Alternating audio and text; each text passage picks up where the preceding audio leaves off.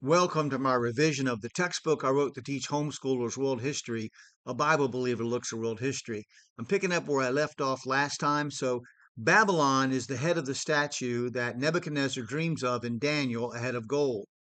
It is the ultimate kingdom, the foremost empire that conquers the world both physically, which is always temporary and everlasting, but also spiritually.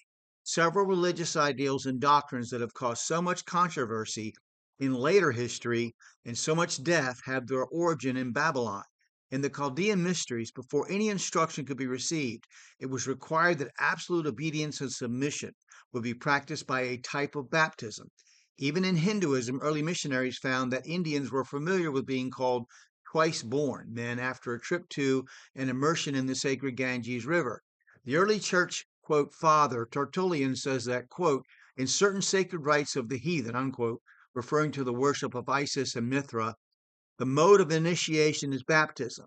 The baptism practiced by the pagan religions was a saving act in itself, not merely a sign of a prior belief, a public statement, if you will. It was a pretty tough ordeal, as another early church leader informs us that if they survived the baptism, they were initiated into the mysteries. Tertullian tells us that there was a great reward for submitting to this process, as once baptized or immersed, the person was promised a pardon from all sins by regeneration. Scandinavian worshippers of Odin, the Norse god that is comparable to Zeus, were known to have practiced baptismal rites, dunking babies into streams and rivers and lakes to wash away their sin.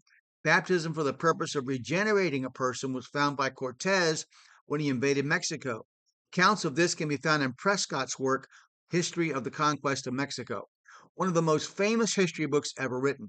Now, reading from this book, I'm quoting, when everything necessary for the baptism had been made ready, all the relations of the child were assembled, and the midwife, who was the person that performed the rite of baptism, was summoned. At early dawn, they met together in the courtyard of the house. When the sun had risen, the midwife, taking the child in her arms, called for a little earthen vessel of water, while those about her placed the ornaments which had been prepared for baptism in the midst of the court. To perform the rite of baptism, she placed herself with her face toward the west and immediately began to go through certain ceremonies. After this, she sprinkled water on the head of the infant, saying, O my child, take and receive the water of the Lord of the world, which is our life, which is given for the increasing and renewing of our body. It is to wash and purify.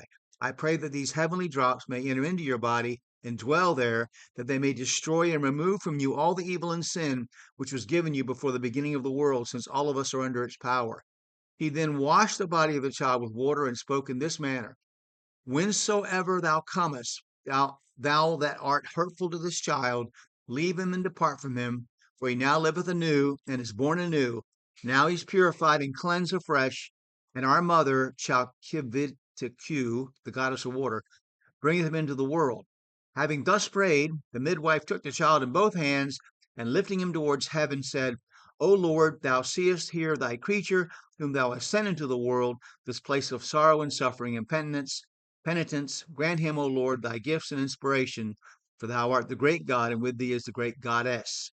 Now, how do we get to Mexico from Babylon? Now, von Humboldt found in his travels that the Mexicans looked upon Wodan as the founder of their race, just as our own ancestors did.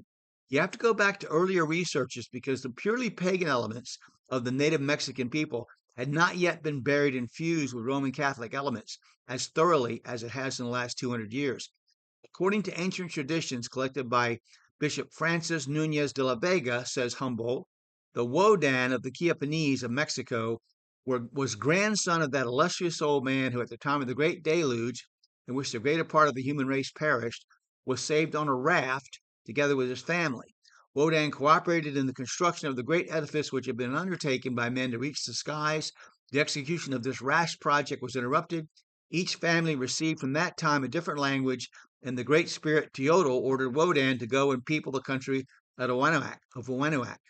Comparative mythologists will explain how the concept of baptismal regeneration and the baptizing of infants was held commonly by not only the Mexicans, but by the Egyptians, the Persians, and the Babylonians who worshiped the Chaldean, quote, Queen of Heaven. Now I'm going to continue talking about the Chaldean mysteries next and about baptismal regeneration and where it comes from. The idea that the baptism saves you, as opposed to what Baptists believe, that it is a token, it's a symbol.